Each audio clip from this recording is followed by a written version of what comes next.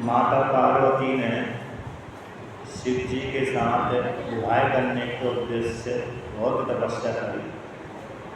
तो भगवान शिव जी पार्वती की तपस्या से प्रसन्न होकर के उनको दर्शन दिया और वरदान दिया कि आज से मैं तुमको अपनी पत्नी बनाता हूँ और तुम मेरी पत्नी हो जाओ। इस प्रकार से वरदान दे दिया। वो वरदान देने के पश्चात भगवान शिव जी ने कहा अब तपस्या बंद करो, तुम्हारी तपस्या पूर्ण करो, या तो मेरे साथ अभी चलो कैलाश पर्वत में अथवा अपने पिता के घर चले जाओ। तो पार्वती ने कहा कि अभी तो मैं आपके साथ नहीं जा सकती, यदि मैं अभी आपके साथ यहीं से चली जाती हूँ तो मेरे पिता को जो पुण्य मिलना चाहिए थी कन्यादान करने का, वो पुण्य की प्राप्ति नहीं होगी और लोक में व्यवस्था भी खराब हो जाएगी।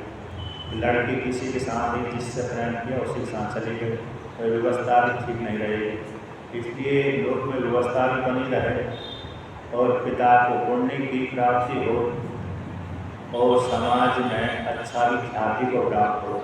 इस 4-5 हेतुओं को लेकर के व्यवस्था रूप हेतु, पिता को पुण्य रूप हेतु और यश ख्याति रूप हेतु को लेकर के पार्वती ने कहा आप मेरे पिताजी के पास में जाइए और पिताजी के पास में जा कर के भिक्षा के रूप में मुझको मांग लीजिए। इस प्रकार से शिव जी से प्रार्थना करी पार्वती ने। तो पार्वती की प्रार्थना को सुन करके तपस्या के द्वारा खरीदे हुए, क्योंकि तपस्या ने भगवान शिव जी को खरीद लिया। जैसे धन के द्वारा हम किसी वस्तु को खरीद लेते हैं, उसी प्रकार से तपस्या और सेवा के द्वारा हम भगवान को अपने वश में कर लेते हैं। तो भगवान शिव जी तपस्या के द्वारा प्रसन्न हो गए थे। तो जैसी पार्वती ने अनुरोध किया उसी के अनुसार शिव जी ने हामी कर दी, स्वीकार कर लिया, अतः उनकी प्रार्थना को स्वीकार कर लिया। तो यहाँ पर कहते हैं जब भगवान शिव जी ने शिव महिमा में आता है कि शिव जी ने जब पार्वती को अपना आधा अंग दे दिया तो पार्वती को थोड़ा अहंकार हो गया था। कौन सा अहंकार? यदि शिव स्त्री लंपट नहीं होते तो मुझको कैसे अपने आधे अंग में बिगाड़ते, ऐसा शिव महिमा में आता है।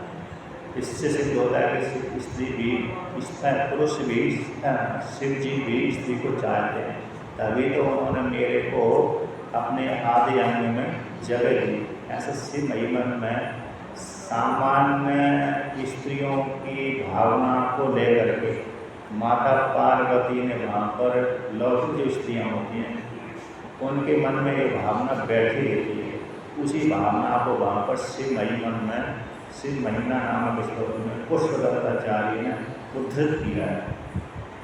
तो यहाँ पर कहते हैं पार्वती ने जब प्रार्थना की तो भगवान शिव जी उनकी प्रार्थना को सुन करके फिर कैलाश पर्वत को चले गए।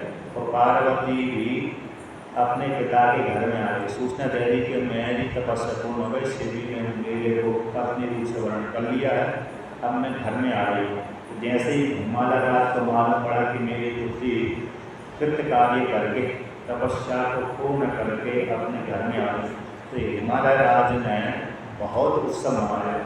पूरे नगर दरवाजे गलिहारे इत्र से, फूल पुष्पों से, अन्य अन्य सामग्रियों से, केले के खंभे से, मंडप आदि से पूरे घरों को सजा दिया।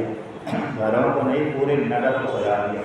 जैसे भगवान राम जी 14 वर्ष का वनवास से समाप्त करके अयोध्या में आए और उस काल में भरत जी ने, क्योंकि भरत जी राजा थे, राम राजा नहीं थे, राम जी ने वहाँ पर स्पष्ट व्याख्यान दिया था बाली को मारने के समय कि मैं भरत की आज्ञा लेकर के जंगल में आया हूँ, उनके शासन में स्थित होकर के तुमको दंड दिया है, मैं अपनी तरफ से दंड नहीं दिया।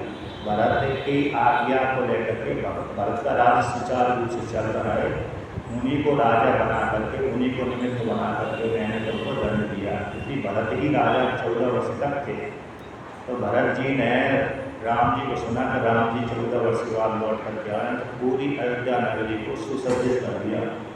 यानी जैसे विवाह में पिता अपने घर को आदि को सजाता है, उसी प्रकार से भगवान ने भरत जी ने भी पूरी अयोध्या नगरी को दुल्हन की जैसे सजा दिया। उसी प्रकार से हिमालय राज ने भी अपनी राजधानी जो जहाँ भी होगी, क्योंकि हिमालय तो बहुत बड़ा है, कहाँ से चलता है कहाँ तक खत्म होता है मालूम नहीं, कई किलोमीटर योजन तक है, किलोमीटर की छोड़ो कई योजनों का है। अब उनका घर कौन सा होगा भगवान जाने, किंतु वर्णन तो यहाँ पर किया है गंगा किनारे का, क्योंकि गंगा किनारे ही भगवान शिव जी तपस्या करने के लिए आए थे। लेकिन ज़्यादातर शक्तिपीठ हिमाचल प्रदेश में माता पार्वती की जो 3 शक्तिपीठ हैं हमें विशेष रूप से हिमाचल प्रदेश में, उत्तरांचल में शक्तिपीठ नहीं है, हिमाचल प्रदेश में ज़्यादा है। किंतु गंगा के किनारे का वर्णन किया है, इसलिए गंगा के किनारे हिमालय राज का घर था। और जब भगवान शिव जी का जहाँ पर विवाह हुआ है वो केदारनाथ के नज़दीक में हुआ है, जहाँ गौरी कुंड है। आप केदारनाथ गए होंगे तो गौरी कुंड है, तो गौरी कुंड से 4 किलोमीटर 5 किलोमीटर नीचे एक त्रिवेणी नारायण नाम का क्षेत्र है, और वहाँ पर माता पार्वती शिव जी का विवाह हुआ था किसी काल विशेष में। कहते हैं वो विवाह की जो अग्नि थी वो अग्नि आज भी जलती रहती है। अर्थात मंदिर है वहाँ पर, अब मंदिर में हवन कुंड है, हवन कुंड में वहाँ के जो ब्राह्मण हैं, क्षत्रिय है आदि है, जो व्यवस्था संभालने वाले हैं मंदिर की पुजारी वाले, वो नित्य प्रतिदिन उस अग्नि में लकड़ी डालते रहते हैं। हवन भी करते थे, लकड़ी डालते रहते हैं।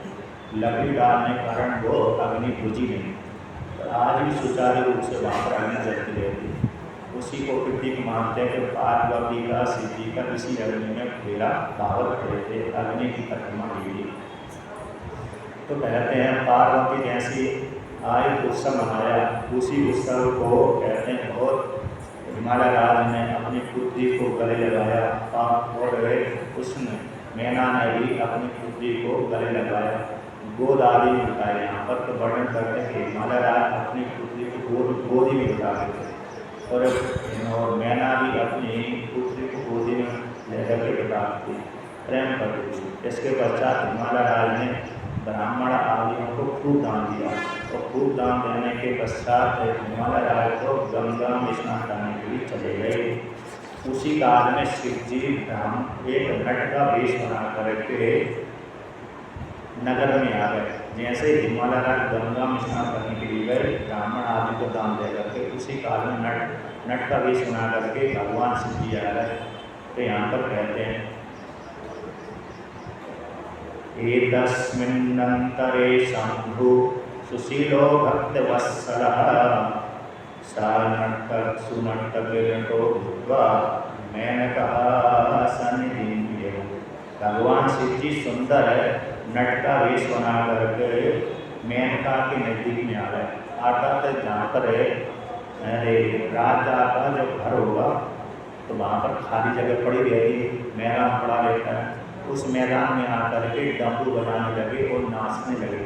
अब डमरू की आवाज़ सुन करके छोटे छोटे बालक तो उस तरफ देखने लगते हैं, अथवा स्त्रियाँ भी देखने लगती हैं, पुरुष भी देखने लगते हैं। यदि कोई आवाज़ निकल जाए, अचानक निकले, सुनाई पड़े, उसकी ओर हर व्यक्ति का मन चला जाता है, आँखें चक्षु आदि चीज़ें चली जाती हैं। ये आवाज़ कहाँ से आ रही है, चलो देखते हैं। तो पहले बच्चे देखते हैं, जल्दी दौड़ जाते हैं। बच्चे देखे यहाँ पर खेल चालू हो गया, तमाशा चालू हो गया, तो बच्चों के शासन बूढ़े जवान आदि भी चले जाते हैं, तो स्त्रियाँ भी चली जाती हैं। तो वहाँ पर तो वो तो भगवान शिव जी नट का वेश बना करके उस मैना का जहाँ पर बैठी होगी, दरबार लगा होगा, उत्सव हो रहा था, वहीं पर चले गए। तो वहाँ पर जा करके नृत्य करने लगे। तो श्रृंगम वाम करे कहा दक्षिणे डमरुं तथा पृष्ठे कंदम भक्तवासा नृत्य गान विशालता। एक हाथ में उन्होंने बाएं हाथ में श्रृंगी लेकर रखी, दाहिने हाथ में डमरू लेकर रखा, और पीठ पर एक कंथा बोलते हैं वस्त्र अथवा कतरी को, तो उसको रखा, और रक्तवासा लाल रक्त का था, उनकी झोली थी।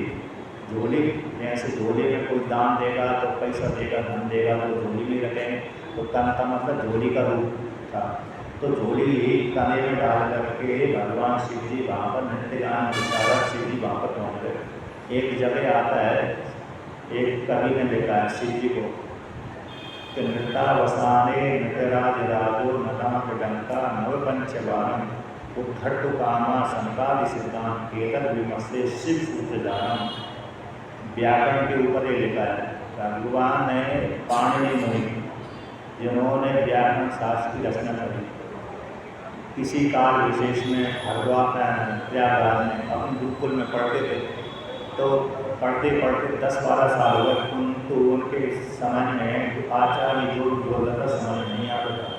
तो उनके जो सहपाठी विद्यार्थी थे, वो सहपाठी विद्यार्थी बड़े चालाक बुद्धिमान थे, सब पढ़ लेते थे। तो सहपाठी विद्यार्थी क्या करते थे, जो कमजोर वाला विद्यार्थी उसको बोलते थे एक काम कर ले, वो काम कर ले, वो काम कर ले, वो काम कर ले। अब कमजोर है तो दब ही जाए।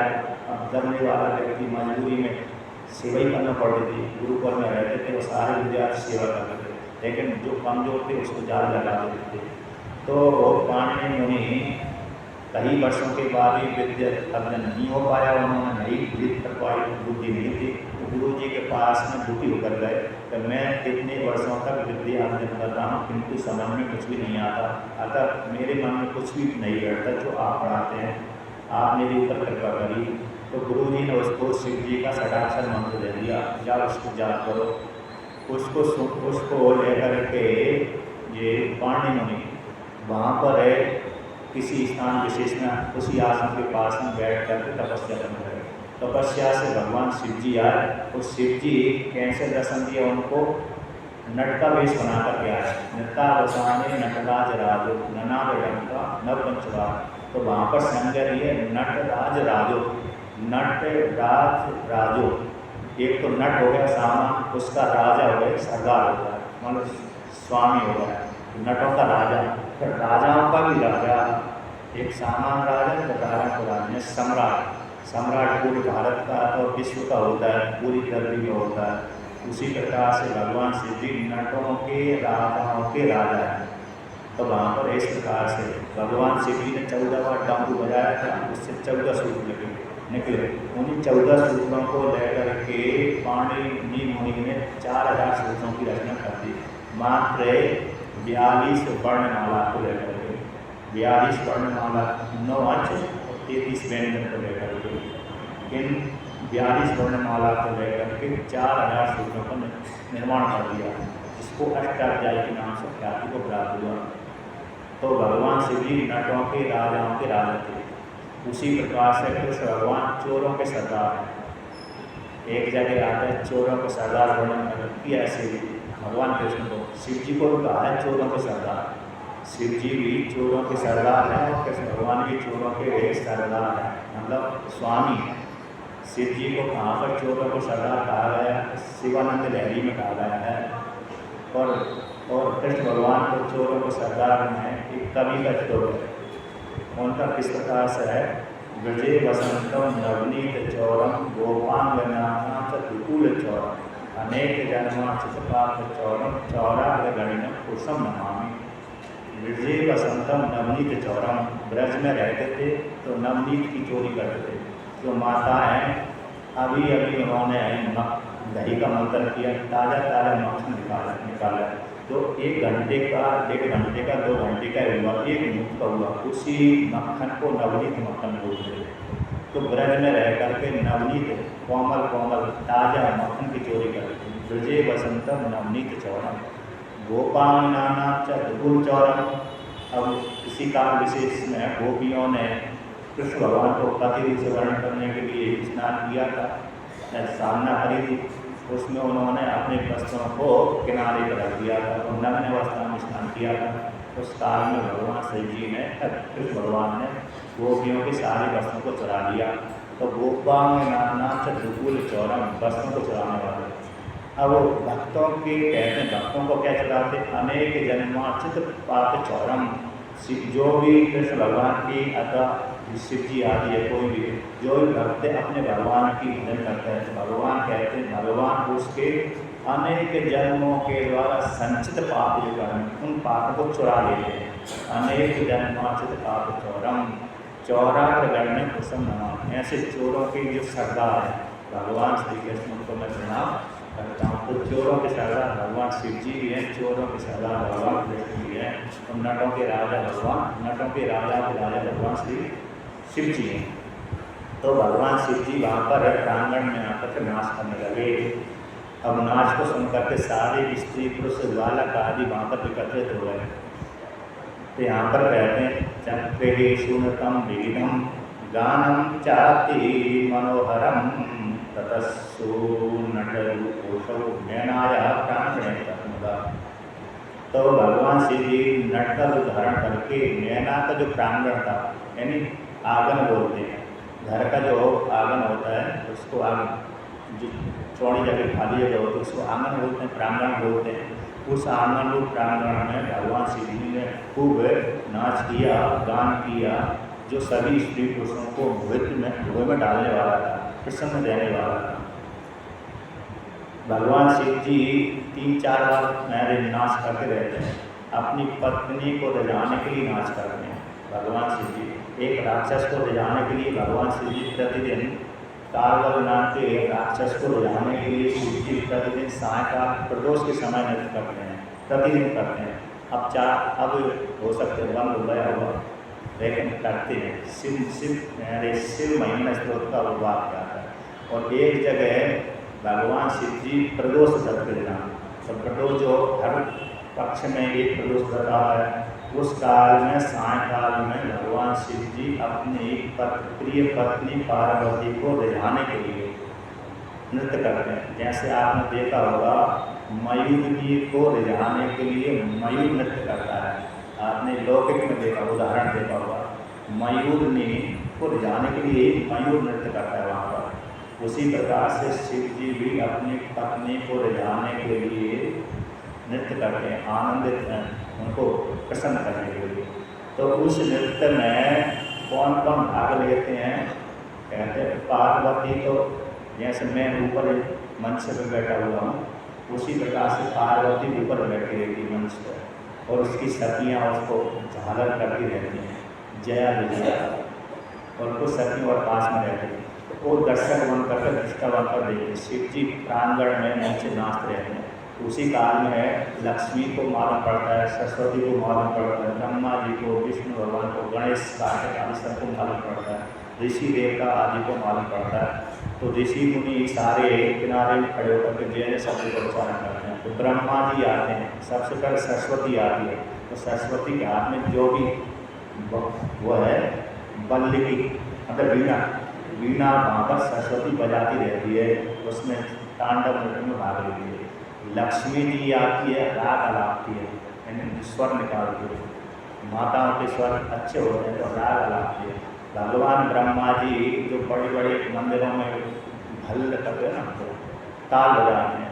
भगवान विष्णु मृदंग बजाते हैं। मृदंग आपने देखा हो, उड़ीसा के और बंगाल के लोग मृदंग ज़्यादा बजाते हैं। एक तरफ का भाग होता है ढोलकी का बड़ा होता है, एक तरफ का छेद छोटा होता है, उसको मृदंग बोलते हैं। मृदंग बजाते हैं।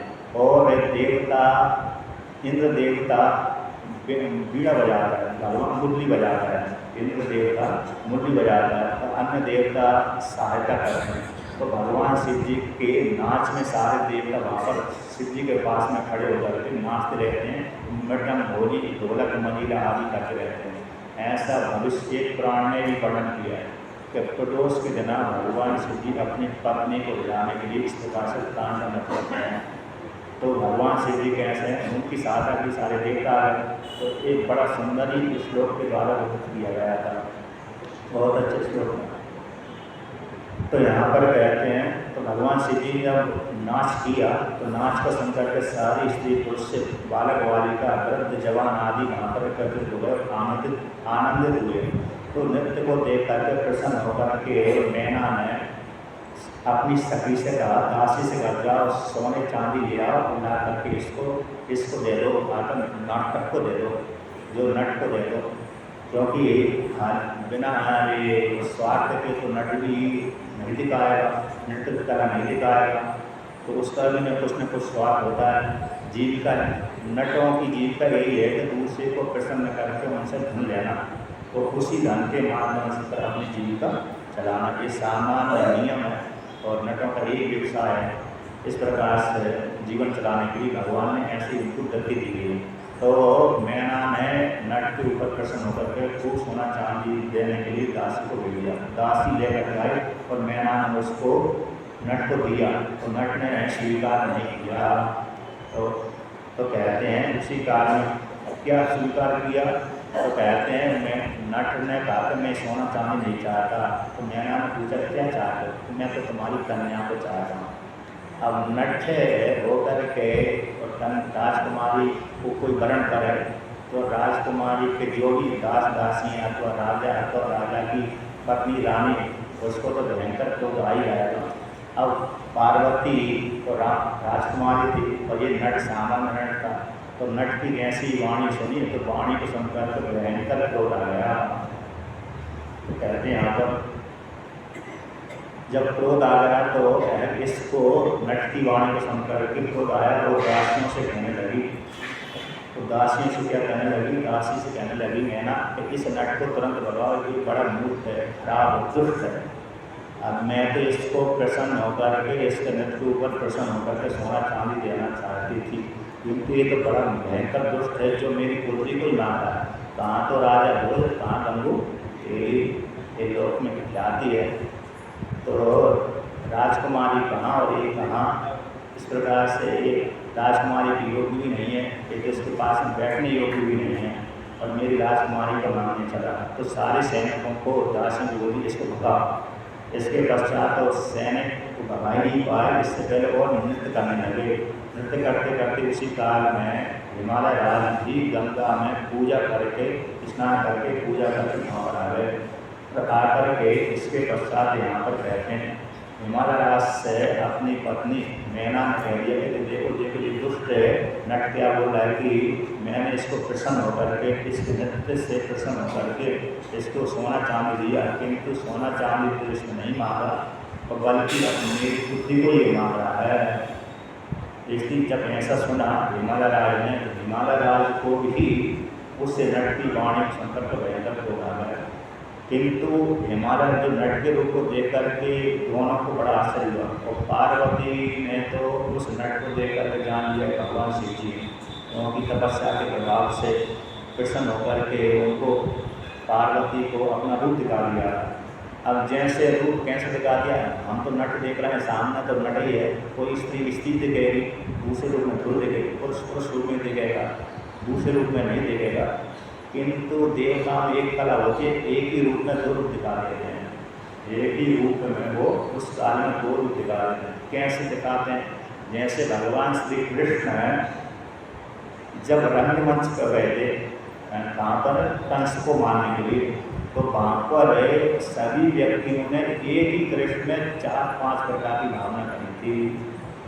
कृष्ण तो एक थे, तो किंतु उन व्यक्तियों के देखने में दृष्टि भेद में अलग अलग कल्पना हो गई थी। कहते वहाँ पर जो भी स्त्रियाँ थी उनको तो साक्षात कामदेव लगे, जो उनके माता पिता थे कृष्ण भगवान के उनको पुत्र दिखा, जो कृष्ण भगवान के मित्रगण थे उनको भाई वालू लगा, जो सामान्य राजा थे उनको देखा कि ये हमारे पर शासन करने वाला है, और जो कंस था उस कंस को लगा कि मेरा सीधा सीधा काल आ गया। यद्यपि एक ही कृष्ण थे किंतु 5 प्रकार से दृष्टि हो गई। उसी प्रकार से जैसे दृष्टि में भेद हो जाता है, उसी प्रकार देवताओं में एक कला होती है। उसी प्रकार से यहाँ पर भी पार्वती ने देखा कि नट नहीं है बल्कि साक्षात शिव जी हैं, और शिव जी को देख कर बड़ा प्रसन्न हुई हो। तो किंतु मैना को वो नट ही दिखा, शिव नहीं दिखा।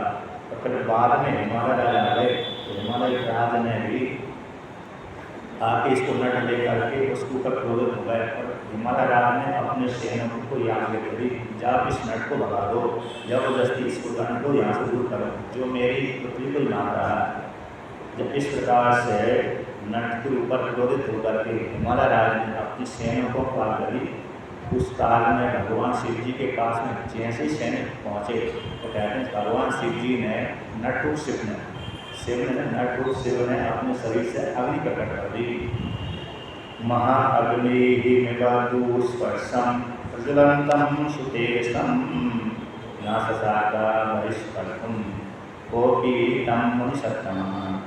कहते हैं अपने भगवान शिव जी ने अपने शरीर से इतना तेज प्रकट किया, अग्नि की भावना कर ली, तो कोई भी सैनिक आदि एक तो भगवान शिव जी के पास भी नहीं जा पाया और स्पर्श भी नहीं कर पाया। जैसे आपने कभी सुना होगा, हम जिसने अग्नि साधना की है, अपने शरीर में अग्नि की भावना की है, तो उस व्यक्ति में यदि कोई दूसरा व्यक्ति उसको स्पर्श करेगा, जिस काल में वो अग्नि की भावना कर रहा है, उस काल में पड़ोस में बैठने वाला कोई व्यक्ति उसके स्पर्श करने से जल जाएगा। क्योंकि आपने महाराष्ट्र में ज्ञानेश्वर महाराज, उन्होंने अपनी शरीर में अग्नि की कल्पना करके उसकी बहन ने उनके पीठ पर रोटियाँ सेंकी थी, और रोटियाँ तभी सीख सकती जब शरीर में अग्नि होगी, तो अग्नि की भावना उन्होंने कर ली थी, तो सदा सिद्ध थे। इसलिए शरीर में अग्नि कल्पना हो जाने से पूरा शरीर अग्नि में हो गया। और उस काल में कोई भी स्पर्श करेगा तो जली जाएगा।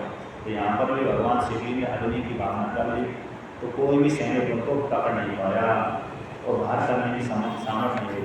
इसके पश्चात भगवान शिव जी ने तो कहते हैं भगवान को हिमालय को अपने नट वेश में बहुत से रूपों में दिखा दिया। सहरो तदसतम तत्र विष्णुलोकधरं दुर्गम वीरं मुनिरं पीतवस्त्रहं ततः। इसके पश्चात भगवान शिव जी ने नटवेश वाले शिव जी ने फिर भगवान विष्णु का उदाहरण कर लिया। विष्णु का उदाहरण करके चतुर्भुज रूप धारण करके हिमालय राज को दिखा दिया। और हिमालय राज ने जो भी वहाँ पर गंगा में जाकर के भगवान विष्णु की पूजा करी थी, जो पूजा के फूल थे, माला आदि सारे शिव जी के गले में थे, वो नट के रूप में नट में थे। उसको देख करके बड़ा आश्चर्य ये हमारा राजपूरा विष्णु का रूप त्याग करके भगवान शिव जी ने ब्रह्मा का रूप धारण कर लिया, इंद्र आदि देवता का रूप धारण कर लिया, सूर्य सबका देवता सबका रूप धारण करने के पश्चात फिर बाद में अंतिम में रुद्र का रूप धारण कर लिया। और रुद्र का रूप धारण करके तब इसके पश्चात यहाँ पर कहते हैं उस काल में भी पार्वती को मांगा, किंतु फिर हिमालय राज ने नहीं जब नहीं दिया, पार्वती को दान नहीं की, अगर भिक्षा के रूप में नहीं दिए, तो भगवान शिव रुद्र वहाँ से अदृश्य हो गए।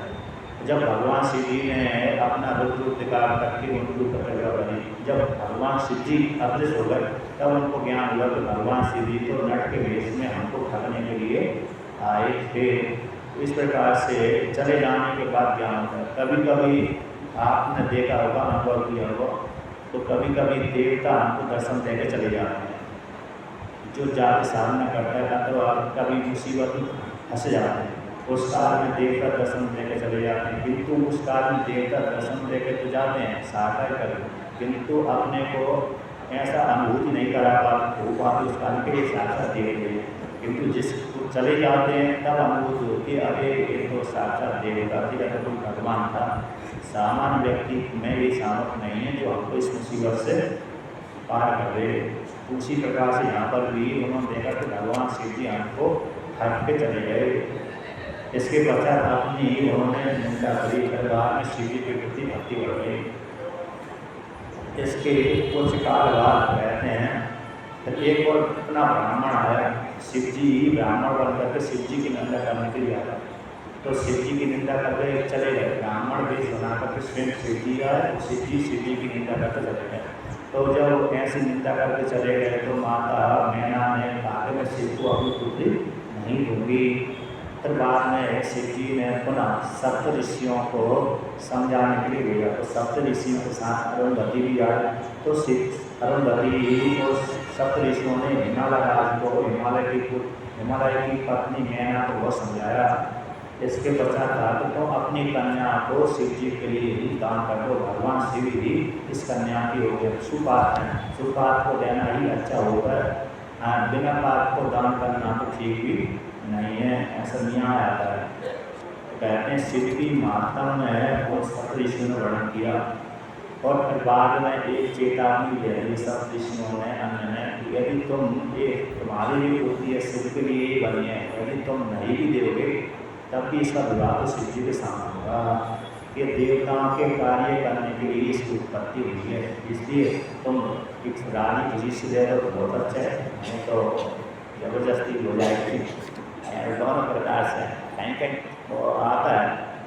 उन्होंने एक उदाहरण के द्वारा समझाया, उदाहरण के द्वारा समझाया कि पिप्पलाद मुनि हुए हैं।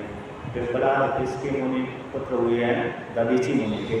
तो दधीची मुनि के पुत्र पिप्पलाद हुए, भृगु ऋषि के पुत्र च्यवन ऋषि, च्यवन ऋषि के पुत्र दधीची के पिप्पलाद हुए। एक पिप्पलाद की कहानी में और पृष्ठोपनिषद में आती है। पृष्ठोपनिषद के मुख्य आचार्य पिप्पलाद मुनि हैं, तो उसमें 6 ऋषियों के ब्रह्म ज्ञान को उपदेश करते हैं। तो कहते हैं पिप्पलाद मुनि तपस्या करते करते वृद्धावस्था को प्राप्त हो गए, विवाह नहीं किया उस काल में। अब वृद्धावस्था में जाकर उनको विवाह करने की इच्छा हुई। उस काल में एक अनरण्य नाम के राजा थे, तो वो उनके पास में गए, तो उनके पास में जाकर के उनकी एक कन्या मांगी। एक कन्या थी पद्मा नाम की। तो कहते हैं पद्मा नाम की कन्या को कहा कि राजन, आपकी जो पुत्री पद्मा है वो मेरे को दे दीजिए, आकर विवाह कर दीजिए मेरे साथ। अब राजा ने देखा कि एक ब्राह्मण है, ठीक है ब्राह्मण होना अच्छी बात है, किंतु वृद्धावस्था में विवाह करना तो अच्छी बात नहीं है। तो बूढ़े हो गए, 80 वर्ष के 90 वर्ष के हो गए होंगे। तो कहते हैं उस काल में उन्होंने विवाह करने की इच्छा करी। कभी कभी आपने देखा होगा जवानी में लड़का लड़की विवाह नहीं करते, किंतु जब जवानी बीत जाती है तो उनको किसी दूसरे स्त्री पुरुषों को देखते हैं, बहुत ही इनको आनंद आता है विवाह करने में, अच्छा बहुत ही सुखी रहते हैं। उनको दूसरे को देख कर उनकी विवाह करने की इच्छा होती है। सौवी ऋषि को ऐसी हुई, सौवी ऋषि ने पहले विवाह नहीं किया, किंतु मछलियों के संबंध को देखकर, मछली के बच्चे बहुत हो गए थे, जहाँ पर तपस्या यमुना किनारे कर रहे थे, यमुना के जल के भीतर वहाँ पर बच्चे मछली से खूब स्पर्श करते, चुम्बन आदि लेते थे, उसको देखकर उनकी विवाह करने की इच्छा हुई। अब सौवी ऋषि ने तपस्या बंद कर दी, छोड़ दिए, माँ दादा के पास में आए, उनकी कन्या मांगी। 60 कन्या उस काल में थी मान दादा की। और मान दादा ने विचार की एक तो ऋषि होगा सट्यारा, सट्यारा मतलब 100 वर्ष का हो गया, 60 से ऊपर हो जाना सट्यारा हम बोलते हैं, 60 के बाद ही सट्याना समय हो जाती है।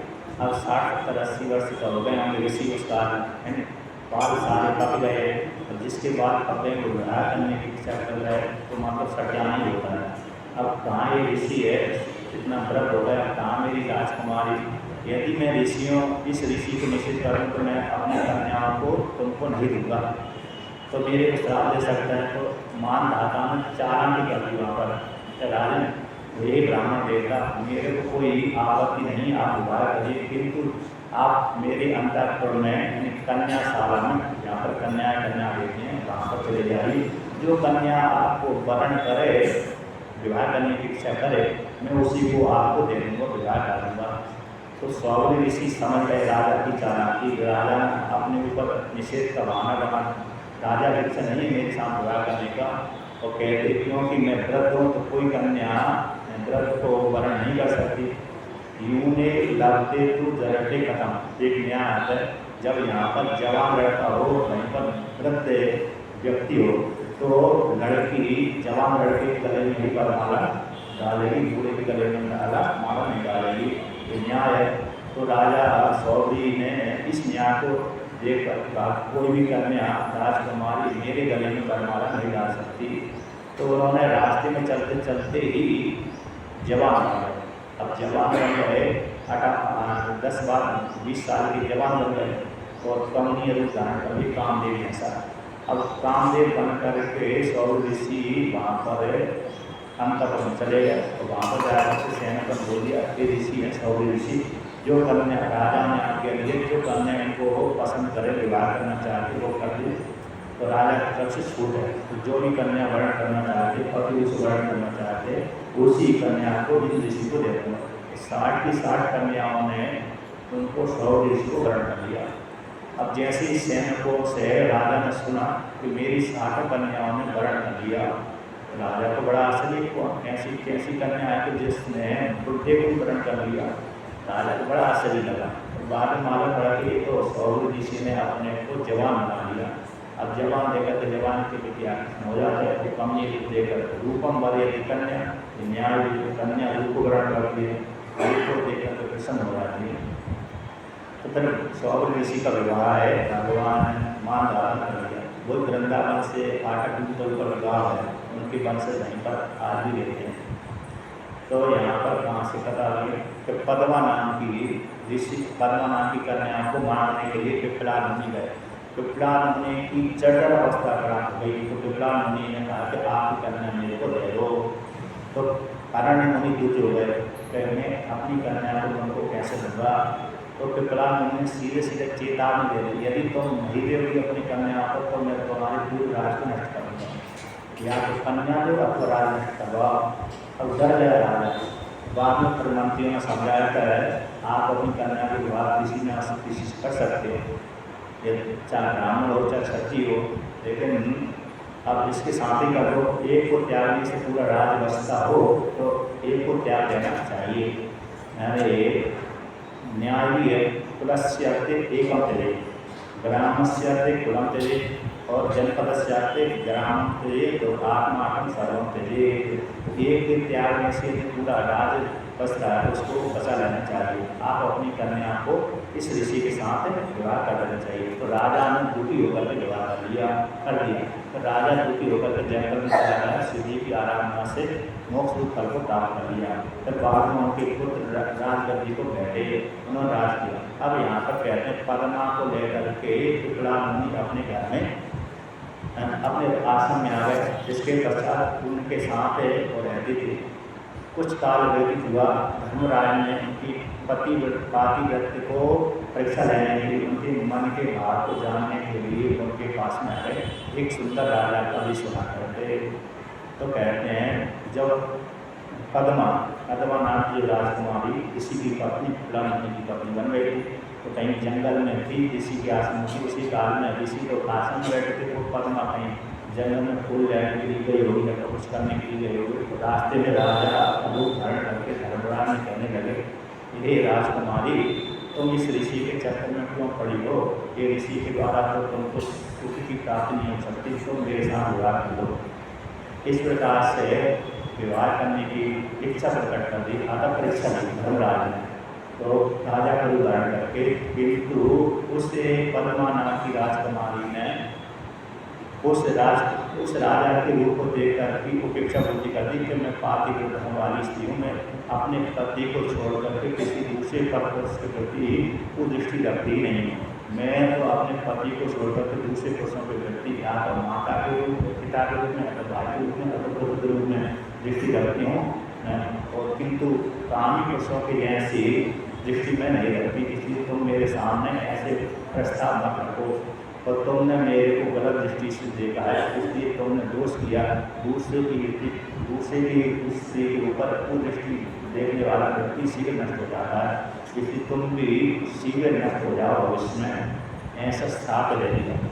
अतः मैं पतिव्रता हूँ, मेरे पे तुमने माता के समान होती हुई माता की जैसी मैं स्त्री हूँ, तो और तुमने मेरे ऊपर कुदृष्टि कामनी जैसी दृष्टि डाली है, इसलिए तुम इस दोष के कारण कैसे हो जाओ, मेरे नाश को प्राप्त हो जाओ। ऐसा उसने पद्मा ने श्राप दिया। जैसी श्राप दिया उसी समय धर्मराज ने असली रूप में आ गए, और असली रूप में आने के पश्चात कहा कि हे देवी, आपने मेरे को दंड दिया, श्राप दिया, बहुत ही अच्छी किया, किंतु मैं आपके परीक्षा लेने के लिए आया था, मैं साक्षात धर्म हूँ, मेरी दृष्टि खराब नहीं जाती, मैं अपनी पत्नी को ही पत्नी रूप से मानता हूँ, किंतु अब अपनी पत्नी से इतर की जो स्त्रियाँ उनको माता के रूप में, बहन के रूप में ही मैं जानता हूँ, देखता हूँ। किसी दूसरी स्त्री को मैं कभी भी कुदृष्टि से नहीं देखता, क्योंकि मैं साक्षात धर्म हूँ। यदि धर्म ही अधर्म करने लगे तो सारा संसार ही ऐसा विप्लव हो जाएगा। इसलिए तुमने मेरे को दंड देने का बहुत ही अच्छी किया है। तो कहा कि अब नाश हो जाएगा। फिर बाद में पद्मा ने कहा कि मैंने तो गलत ही धर्म को ही मैंने क्या कर दिया, श्राप दे दिया, तुम्हारा नाश हो जाए। उस धर्म का नाश हो गया मतलब वो पूरी सामाजिक व्यवस्था से गड़बड़ हो जाएगी। अगर पूरा जो ब्रह्मांड है बिना धर्म के नाश को प्राप्त हो जाएगा। यदि धर्म ना रहे ब्रह्मांड में तो ब्रह्मांड के असुविधा नष्ट हो जाएगा, अधर्म बढ़ जाएगा। तो अधर्म बढ़ जाने से हर व्यक्ति एक दूसरे को मानने लगे, कोई झूठ कोई सत्य बोलेगा ही नहीं, पुण्य का काम करेगा ही नहीं। हर व्यक्ति एक व्यक्ति दूसरे व्यक्ति को मारने पर उतार हो जाएगा और मारते मारते मारते व्यक्ति आपस में लड़ करके मरी जाएंगे, सारा ब्रह्मांड समाप्त हो जाएगा। और मैंने गलत ही इस धर्म को श्राप दे दिया। अब मेरे इस श्राप की क्या व्यवस्था हो, तो वहाँ पर कहा कि सत्युग में तो आप चारों पैरों से रहोगे धर्म में, त्रेता में आप एक पैर तुम्हारा हट जाएगा, 3 पैर वाले हो जाओगे, और द्वापर युग में 2 पैर वाले हो जाएंगे, कलयुग में 3 पैर से रह हो जाएगा, कलयुग में 1 पैर बनेगा, वो भी कलयुग जब समाप्त हो जाए, समाप्त ही हो जाएगा उस काल में 1 पैर भी समाप्त हो जाएगा, अर्थात बिना पैर वाले हो जाएगा। ऐसा श्राप है, अपने श्राप की व्यवस्था उसने की। फिर बाद में जब सतयुग चालू हुआ उस काल में धर्मराज ना 4 पैरों से युक्त हो जाएंगे। भगवान शिव जी का जो वाहन है नंदी, वो धर्म का ही अवतार है, तो धर्म का अवतार होने से 4 पैरों से सतयुग में 4 पैर खड़े हैं, त्रेता में 3 पैरों से हो जाता है, 1 पैर उसमें पाप लग जाता है, 2 पैर द्वापर युग में 2 पैर पाप के 2 पैर पुण्य के हो जाते हैं, और कलयुग में 3 पैर पाप के 1 पैर पुण्य का होता है, धर्म का होता है। सतयुग में 4 पैर धर्म के होते हैं। उस काल में सत्य दया तप दान खूब अच्छे प्रकार से लोग करते रहते हैं, और वे कहते हैं त्रेता में थोड़े कम हो जाते हैं, द्वापर युग में थोड़े कम हो जाते हैं। द्वापर युग में कहते हैं सत्य है, दया है, तप है, दान घटने लगते हैं, त्रेता में घटने लगते हैं, द्वापर में घटने लगते हैं, और कलयुग में जाति घट जाते हैं। तो कहते हैं धर्म के 3 पैर 4 पैर सतयुग में होते हैं, त्रेता में 3 पैर होते हैं धर्म के, द्वापर युग में 2 पैर होते हैं धर्म के, और कलयुग में 1 पैर होते हैं धर्म को, और अंतिम कलयुग में तो वो भी समाप्त सब हो जाता है। और फिर इसके पश्चात जैसे सतयुग आता है पुनः फिर धर्म के 4 पैर हो जाते हैं। ऐसा यहाँ पर व्यवस्था दी गई है। अब भागवत में ये सुखदेव मुनि ने राजा परिषद को धर्म के 4 पैर बताया थे। वहाँ पर 12वें स्कंद में भागवत महापुराण के 12वें स्कंद के 12वें अध्याय है, तो कहते हैं 12वें स्कंद के 30वें अध्याय का 18वां श्लोक है। यहाँ पर धर्म के 4 पाद कौन से हैं और अधर्म के 4 पाद कौन से वो वर्णन किया था। भागवत पुराण का 12वां स्कंद है, उसका 30वां अध्याय है, उसका 18वां श्लोक है। सत्यम दया तपो दानम कीर्तिपादा विरोधपा अधर्म काले हिंसा संतोष से विग्रही। ये धर्म के और धर्म के 4 पैर होते हैं। सत्य है, दया है, तप है, दान, ये सत्य ये धर्म के 4 पैर होते हैं। अधर्म के 4 पैर कौन से होते हैं? सत्य के विपरीत अनित झूठ, दया के विपरीत अहिंसा, दया के विपरीत हिंसा हो गई, और तप के प्रति असंतोष हो गया, और दान के प्रति कलह विग्रह हो गया, झगड़ा कराना। तो ये अधर्म के 4 पैर हो गए, झूठ, हिंसा, असंतोष और कलह। एक दूसरे के प्रति में कलह करा देना, झगड़ा करा देना, 2 आपस में स्थिति में झगड़ा करा देना, 2 आपस में झगड़ा करा देना, झगड़ा करा देना, ये अधर्म के 4 पैर होते हैं। तो कहते हैं सत्युग में तो झूठ बोलना, हिंसा करना, असंतोष होना और झगड़ा कराना ये नहीं रहते, बहुत अल्प मात्रा में रहते हैं। यदि भी सत्युग में व्यक्ति पाठ करते हैं लेकिन अल्प मात्रा में रहते हैं। और हर जो राक्षस भी होगा वो भी सत्य बोलेगा, तब करेगा। किंतु कहते हैं जब त्रेता युग आ जाता है तो जो धर्म के 4 पैर होते हैं, सत्य, दया, तप, दान, एक चरण घट जाते हैं। आदत रहते थे चारों लेकिन घट जाते हैं, और झूठ बोलना, हिंसा करना, असंतोष होना, झगड़ा कराना ये पड़ जाता है त्रेता में।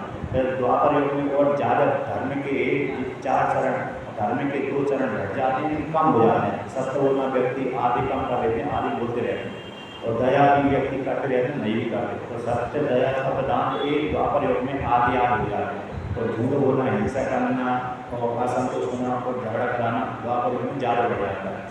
इसके पश्चात कलयुग में आकर के सत्य, दया, तप, दान ये धर्म के जो 4 पैर हैं एक अंश में रह जाते हैं। कुछ व्यक्ति यदि सत्य न बोले तो गाड़ी नहीं चले, माता यदि अपने पुत्र से सत्य न बोले, पत्नी अपने पति से सत्य न बोले तो पूरी गृहस्थी गड़बड़ हो रहा है। यद्यपि कुछ देर के लिए तो ज़्यादातर व्यक्ति सत्य ही बोलता है। झूठ बोले व्यक्ति, ज़्यादा व्यक्ति झूठ बोल ही नहीं सकते। यानी कोई कहे कि मैं मेरे 10 घंटा झूठा ही बोलता रहा तो नहीं बोल सकता। जैसे 10 घंटा 20 घंटा सत्य बोल के रह सकता है, किंतु झूठ बोलते हुए नहीं रह सकता है। मतलब झूठ नहीं बोल सकता।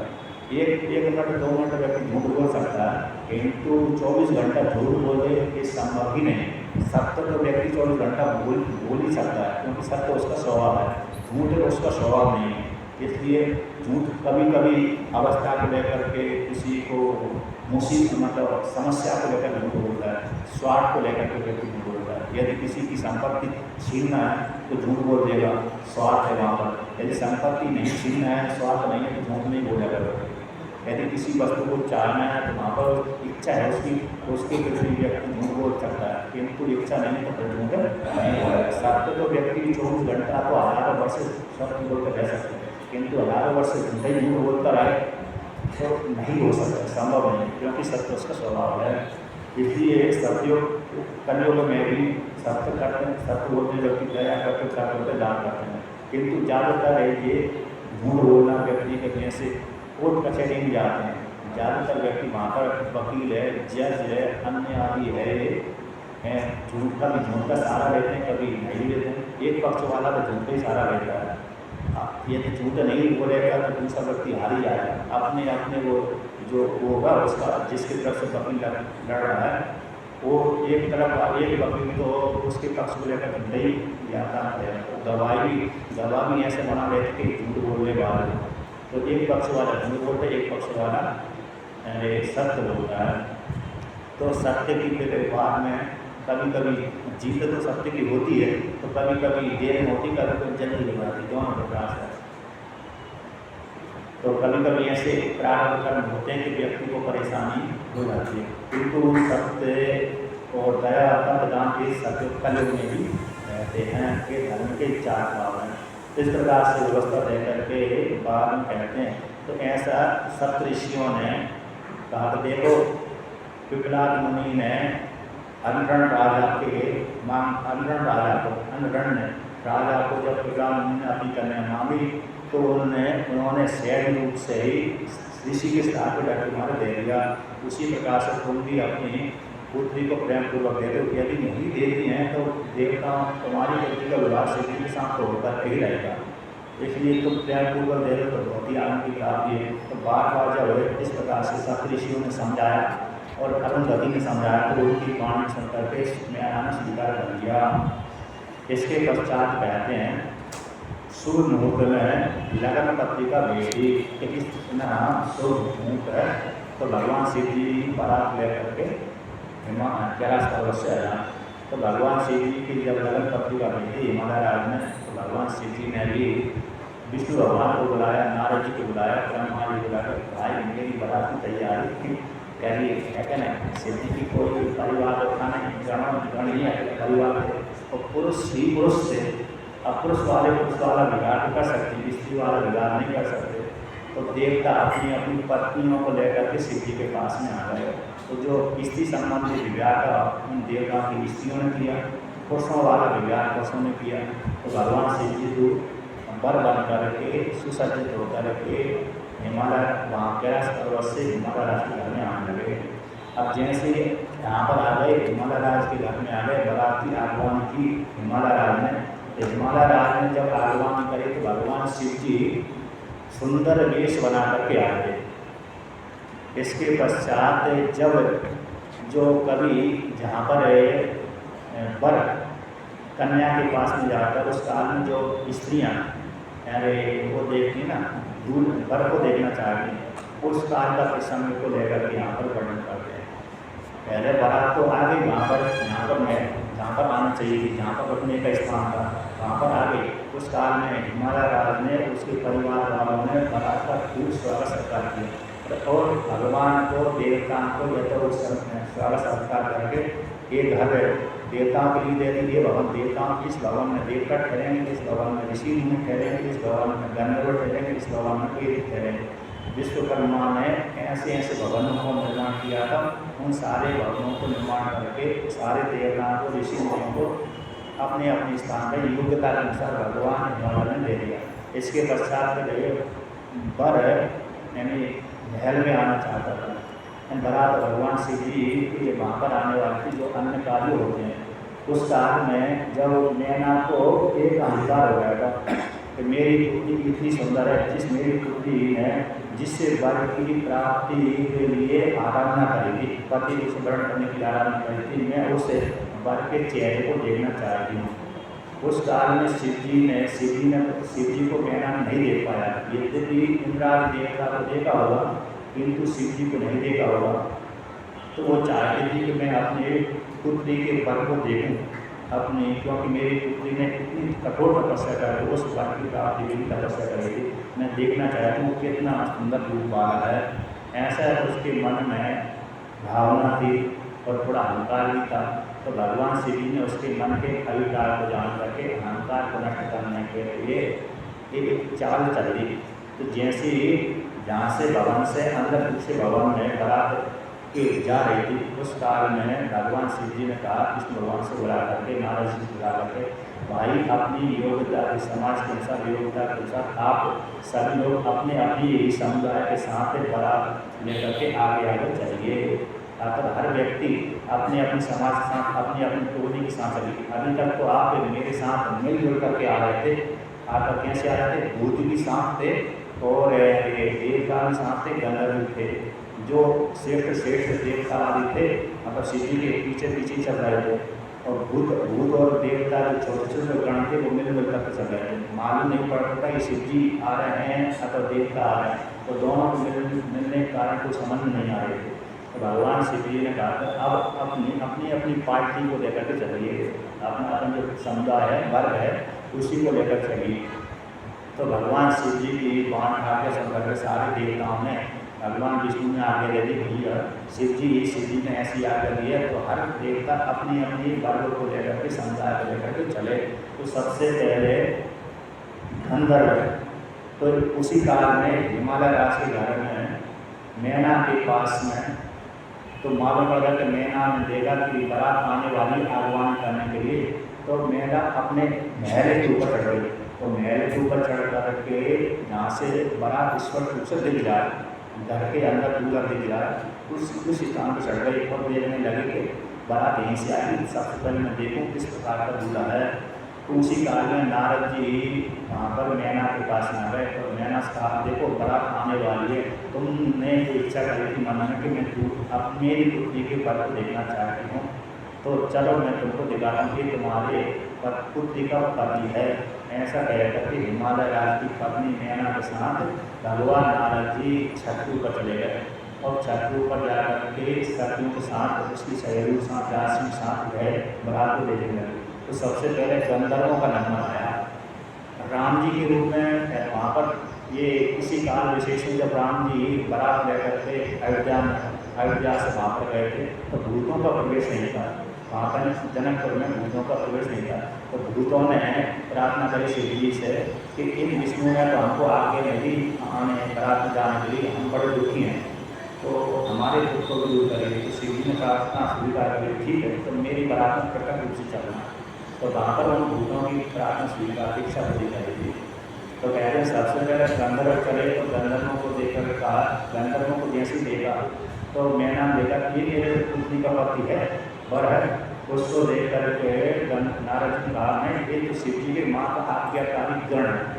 जब ऐसा आज्ञाकारी गण बोल दिया तो मैना के मन में एक विश्वास आनंद प्राप्त हुई। जब भगवान शिव जी के आज्ञाकारी गण कितने सुंदर है तो उसका स्वामी कितना सुंदर होगा। जैसे कभी आपने देखा होगा जिस बालक को देख करके अथवा माता पिता को देख करके अनुमान कर लिया जाता है कि यदि माता पिता को दोनों एक साथ देख लिया तो उससे उत्पन्न होने वाली संतान उसी प्रकार की गोरी होगी। तो बालक गोरा है तो बालक को गोरा देख करके माता पिता का मन कर लिया तो इसकी माता पिता कैसे होंगे। यदि बालक काला है तो उसकी माता पिता काली होगी, यदि बालक गोरा है तो उसके माता पिता गोरे होंगे। इस प्रकार से तो अनुमान कर लिया, अनुमान के माध्यम से कार्य को देखकर कारण का अनुमान कर लिया जाता है। इन्होंने भी उल्टा अनुमान लगा दिया, जैसा कार्य होता है उसी प्रकार से कारण होता है, जैसा कारण होता है उसी प्रकार से कार्य होता है। तो ऐसा अनुमान कर लिया, तो ये अनुमान कभी कभी गलत भी हो जाता है। क्या मेरी पुत्री के पति के गण ही जब इतने सुंदर हैं तो उनका स्वामी कितना सुंदर होगा। इस प्रकार से उसके मन में आनंद की प्राप्ति हो गई, एक उत्साह और बढ़ गया। इसके पश्चात गंधर्वों के बाद प्रत्यक्ष आए, यक्षों की शोभा और ज़्यादा बढ़ी होगी, उसको देखकर बहुत प्रसन्न हो गई। नारद जी पूछा कि ये मेरे पुत्री का पति नहीं, ये भी उसी कोटि वाले हैं, किंतु एक गंधर्वों की अपेक्षा से देखते हैं, यक्ष किससे होते हैं। इसके पश्चात नैवेद्य आदि देवता है, उनको देख करके ये पति है, ये नहीं है। कुबेर आया, ये तो निश्चित रूप से मेरी पुत्री के पति बोले, ये तो उनका धनाध्यक्ष है, इन धन को देने वाला, लेन देन करने वाला है, कुबेर लेन देन करते हैं और मित्र भी हैं। इसके पश्चात है स्वर्ग के देवता है, इंद्र देवता। इंद्र देवता को देखकर निश्चित रूप से मेरी पुत्री का यही पति था, नहीं ये तो उनके थोड़े दूर के हैं। इंद्र देवता कहें, स्वर्ग देवता थोड़े दूर के हैं। इसके पश्चात ध्रुव आदि ऋषि आए, तो ध्रुव आदि ऋषि को जान के दाढ़ी मुछवाने के ऋषि हैं।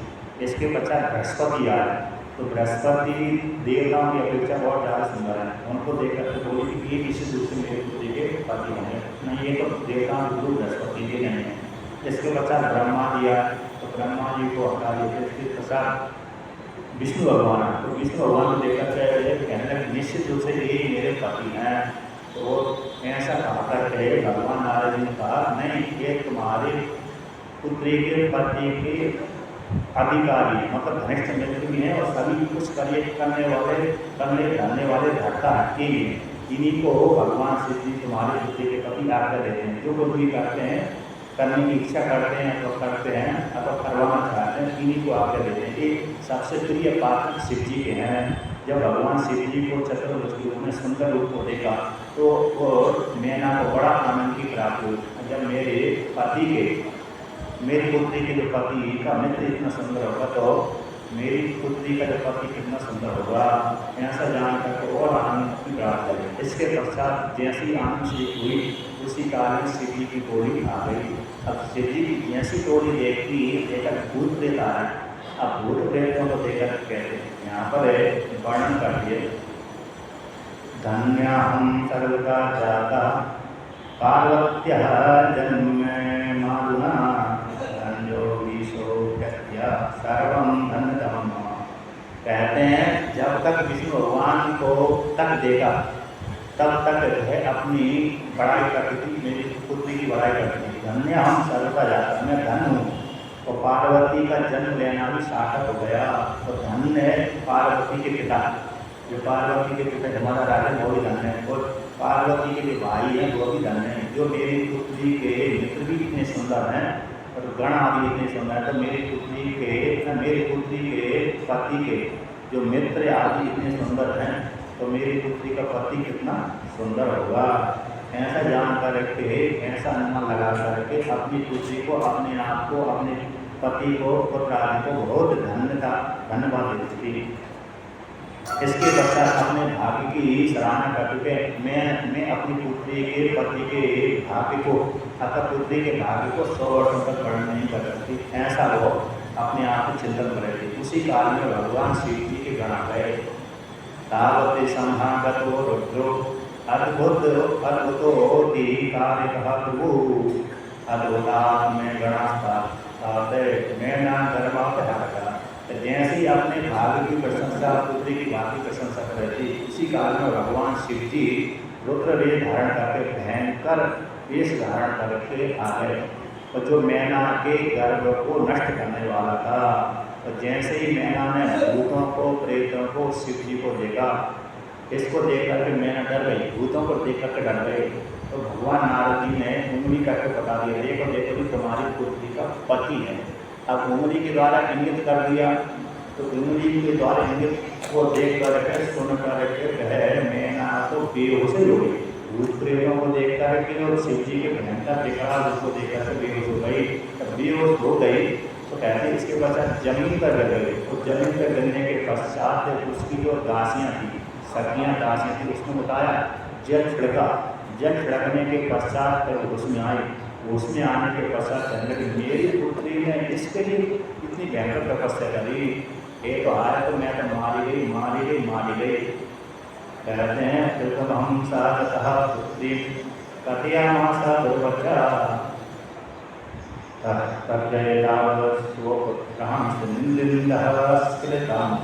इसके पश्चात उसमें आकर के सबसे पहले अपनी पुत्री को ही दुष्ट कहने, मेरी पुत्री भयंकर दुष्टा है। अगर दुष्टा क्यों है कि इसने ऐसे पति को वर्ण करने की इतनी भयंकर कठोर तपस्या करी। कहते अपनी पुत्री को दुर्वचन बोले, उसमें अपनी निंदा करी, अपने पुत्रों की निंदा करी, कुल परंपरा सबको निंदा करी। हाय में मारी गई, हाय में मारी गई। किम करोमि परच्छामि को मे दुःखं विरोधताम् कुलादिकं नश्यामि विहतं जीवितं मम। आज मैं क्या करूँ, कहाँ जाऊँ, मेरे दुख का नाश कैसे होगा। मेरे सारा कुलादि नष्ट कर दिया, मेरा जीवित रहना बड़ा खराब है। अगर मैं जीते जीते ही मर गई, इस मेरी पुत्री ने मेरे को जीता जीता ही मार दिया। एक कहाँ गई जो सप्तऋषि, वो कहाँ गई उनकी धर्मपत्नी जो कौन थी, अरुंधति, जो दुष्ट था। मैं यहाँ पर दुष्ट का प्रयोग कर दिया, उल्टा हो गया। तपस्विनी सा या पत्नी सा होकर से मांगता, जो सप्तऋषि कहाँ गए, यदि वो मेरे को पास में जाए तो उनकी गाड़ी पकड़ कर मार दूँ, ऐसा बेहतर हो रहा है। और उनकी जो तपस्वी, अपने आप को तपस्वी बताने वाली जो धूर्त है अरुंधति, वो कहाँ गई, वो आए तो उसको पकड़ करके मार दूँ इत्यादि को लेकर के मेरे को उल्टा पड़ा दिया। फिर पति, तुम्हारी पुत्री के पति, तुम्हारी पुत्री की लोग एक पति बड़े सुंदर है, रूपवान है इत्यादि है, धनवान, तुम्हारी पुत्री धन हो जाएगी उनके साथ विवाह करने से। और इस प्रकार से जो मेरे को उल्टा ज्ञान लगी, मैं उनके भोले भाले ज्ञान फंस गई। आए मैं तो मारी गई, मेरी पुत्री ने एक कैसा गलत कार्य किया। धिक्कार है मेरे कुल को, धिक्कार है इस मेरे पति को, इसको भी सारे कुल आदि के परिवार को सबको धिक्कार है। आया तो मैं मारूं, मरी गई। इसके पश्चात कहती है, बाद में कहते हैं, जब नारद जी ने उसको पुनः समझाया कि नहीं, ये भगवान शिव जी का ये जो तुमने रूप देखा है ये असली रूप नहीं है, ये तो भगवान शिव जी ने नाटक धारण करके तुमको ऐसा दिखाया है। भगवान शिव जी तो इससे अपने कई गुना अंत गुना सुंदर हैं। भगवान नारद जी की वाणी सुन करके नारद जी कहने लगे, हे नारद जी, तुम अपनी भोली वाली मीठी मीठी बातों में मुझको मत बताओ, तुम यहाँ से दूर भाग जाओ, मैं अब तुम्हारी बातों में नहीं आने वाली। इसके पश्चात बहुत सी कहकर को पार्वती भी वहाँ पर आसपास में थी, तो पार्वती के पास में गई, पार्वती को बहुत बुरा बोला। इसके पश्चात उसको पिटाई भी कर दिया, वर्णन आता है, और उसको बाल पकड़ खींच दिया। उसी कारण सप्तऋषि आए, सप्तऋषि में कहकर जो शिव जी ने तुमको रूप दिखाया था, वो रूप तो शिव जी का असली रूप नहीं, वो तो नकली रूप है, दूसरा रूप तो उसका सुंदर अलग ही है। तो उन सप्तऋषियों की अरुंधति की वाणी सुनकर कहा, तुम यहाँ से भाग जाओ, दूर भाग जाओ, मैं अपनी पुत्री का विवाह किसी प्रकार से अपने शिव जी के साथ नहीं करूँगी। और बाद में कहने लगी, हिमालय राज ने समझाया, उनकी वाणी को नहीं मानी, कहा कि तुम ऐसा करो, मैं आपका दे दूँ, अपनी पुत्री को गले में रस्सी बांध करके समर्पण कर दो, अथवा छत्तू पर ले जाओ उस पुत्री को, वहाँ से टपका दो, अथवा किसी रथ के नीचे ले जाओ, उसको वहाँ पर कुचल दो। ऐसा तो मेरे को शांति प्राप्त हो, किंतु मैं अपनी पुत्री को ऐसे खराब होकर के साथ नहीं दूँगी। साक्षात कहते कांच को छोड़ करके, सोने को छोड़ करके कांच कैसे इसने पकड़ लिया। जैसे कभी कभी किसी के हाथ में चिंतामणि प्रारब्ध के अनुसार प्राप्त हो जाती, किंतु उसके मन में ऐसी हो सकती है भावना जाती, चिंतामणि मेरे को इतनी जल्दी कैसे कम तपस्या प्राप्त हो जाएगी। वो चिंतामणि को त्याग करके कांच को पकड़ लेता है। इसलिए तो सोने को छोड़ करके, अगर मणि को छोड़ करके कांच को पकड़ा है। अच्छे भक्त उनको तो बड़ा नहीं किया, इसने जो खराब करके बड़ा किया। अब मैं इसको जीते जी मैं कैसे हो मारी गई, इसको मैं ही मार देती हूँ, मैं ही इसके साथ रस्सी बांध करके समुद्र में डूब जाती हूँ, अथवा जहर खाकर मर जाती हूँ, अथवा आत्महत्या कर लेती हूँ। तो हम कह देते हैं, तो हिमालय राज से बोलती अपनी पुत्री को तो मार दो, दया मत दिखाओ उसके ऊपर, अथवा मेरे को उसके साथ मार दो इत्यादि। बहुत प्रकार से जब टूटी हो गई, सारे सप्तऋषि समझा नहीं माने। इसके पश्चात देवता आ गए, सारे देवताओं समझा नहीं माने, ब्रह्मा जी आए, नारद जी आए, उन्होंने समझा नहीं मानी, तब लास्ट में विष्णु भगवान आए। तो विष्णु भगवान के आने पर विष्णु भगवान ने समझाया, शांत किया, थोड़ी नरम पड़े। विष्णु भगवान के समझाने पर थोड़ी नरम पड़े, फिर भी उसने कहा कि मैं किसी भी प्रकार से शिव जी को तो अपनी पुत्री दूंगी ही नहीं। तब जब इस प्रकार से बोल दिया तो फिर कहा कि शिव जी को देवता ने कहा, विष्णु भगवान का भगवान शिव जी का एक रूप नहीं है जो तुमने देखा। तो उसने कहा कि यदि शिव का जो रूप नहीं है तो दूसरा रूप है, तो दूसरा रूप धारण करें, सुंदर वेश से रूप धारण करें, उसी सुंदर वेश को रूप को देख करके ही मैं अपनी पुत्री को दूंगी, अन्यथा लाख कोशिश कर लो, लाख उपाय कर लो, लाख समझा लो, मैं अपनी पुत्री को किसी भी प्रकार से नहीं दे सकती। ऐसा जब बोल दिया तो सारे देवताओं ने शिव जी के पास में प्रार्थना करी। फिर प्रार्थना को सुनकर के भगवान शिव जी ने अपना जो विकराल रूप था, गले में मुंडों की माला और जटा भयंकर जटा सर्प आदि जो थे, उस रूप को त्याग करके भगवान शिव जी ने करोड़ों काम देखते हैं ऐसे सौम्य रूप था, उसको धारण करके मैना को दिखाया। मैना जब देखा, देखने के बाद मैना को बड़ा आनंद की प्राप्ति हुई, फिर अपने रूप की शिव जी की प्रशंसा करने लगी, अपनी पुत्री की प्रशंसा करने लगी, अपने कुल धनपाल जी को प्रशंसा करने लगी। इसके पश्चात आगे की जो फिर कहते हैं शिव जी के साथ विवाह हुआ। विवाह होने के पश्चात जो सारे व्रत होते हैं, कौन कौन से व्रत होते हैं, चंद्र ध्रुवता, मांग में सिंदूर भरना, देवता की पूजा करना, अन्न में पूजा करना, सारे व्रत की। इसके पश्चात यहाँ पर कहते हैं आगे की प्रक्रिया, यहाँ पर वर्णन किया। जब कन्यादान का समय आया था, उस काल में हिमालय राज ने वर से पूछा, तुम अपने कुल गोत्र का नाम बताओ, कुल का और गोत्र का नाम बताओ। तो जब शिव जी ने की वाणी सुन करके शिव जी शांत है, हिमालय राज की वाणी सुन करके शिव जी शांत हो गए, मेरा ना कोई कुल है ना गोत्र है। इसके पश्चात नारद जी ने बिना बजा कर बता दिया, गोत्रम कुलम विद्यानि नादम एक ही केवलम शिवो नादम सत्यम नाद से मयम मायस्तता। कहते हैं भगवान शिव जी का कुल और गोत्र दोनों नाद ही है। शिव जी का कुल और गोत्र दोनों नाद ही है। शिवो नादमय सत्यम, शिव कैसे नादमय और नाद शिवमय। शिव नादमय है और नाद शिवमय है। शिव नाद में कोई भेद नहीं है। एक धारा, नाद भी क्या है, एक धारा प्रवाह, जो धारा होती है नाद, ऐसे धारा भी कैसा वर्णन करेंगे, श्वास है ना, श्वास से चलती रहती है। अथवा जैसे घंटी की आवाज़ जब बजाएंगे, घंटी की आवाज़, तो घंटी एक बार बदल टन कर दिया, उससे एक नाद निकलती रहती है, एक ऐसी चलती रहती है। जब घंटी तो शांत हो जाती है, जब आप दोनों कानों को बंद करेंगे तो उसमें गुड़ की आवाज़ आती ही रहेगी, एक शब्द की तरह एक ध्वनि लय चलती रहेगी। तो जो घंटी की प्रकाश दिखती है, तो घंटी जब बजाएंगे तो एक लय से चलती ही रहती है, वो नाद कहलाती है ना। तो ऐसे जो शब्द का नाम प्रत्यक्ष रूप से, एक तो सगुण रूप से वर्णन किया है, निर्गुण रूप से तो वर्णन नहीं होता। परमात्मा निर्गुण रूप से तो वर्णन का विषय है ही नहीं, वो तो अनुभव का विषय बनता है, किंतु सगुण रूप से इस प्रकार से आप उसको जान सकते हैं। तो ऐसा शिव जी कैसे नाद है और नाद ही शिव है। इस प्रकार से नाद और शिव में दोनों में कोई भेद नहीं है। इस प्रकार से पाणी ग्रहण संस्कार किया। आगे कल थोड़ी पातिव्रत धर्म को लेकर के और विवाह आदि में जो माता को लेकर के यहाँ पर कहते हैं, ध्रुव दर्शन कराया, जो ध्रुव का दर्शन होता है, ध्रुव डाले का, फिर हृदय आलम्बन करना, बहुत जगह हृदय आलम्बन करने करवाते हैं ब्राह्मण, उस काल में बहुत जगह नहीं करवाते।